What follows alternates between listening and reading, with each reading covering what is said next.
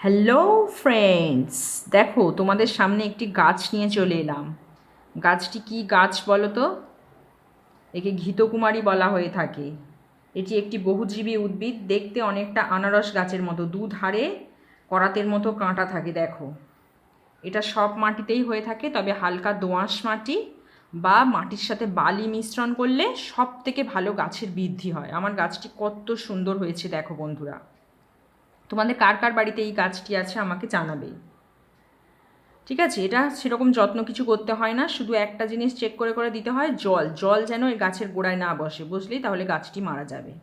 এটি অনেক কাজে লাগে, আমাদের ত্বকের জন্য খুব ভালো, চুলের জন্য খুব উপকারী, চুলের গোড়া মজবুত করে, চুল সিল্কি হয়। ঠিক আছে, দেখো বন্ধুরা কত সুন্দর আমার গাছটি হয়েছে।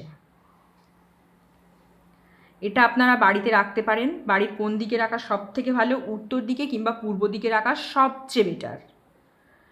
আর এটা রাখলে কি হয়? এটা রাখলে সুখ এবং আনন্দ ফিরে আসে বাড়িতে।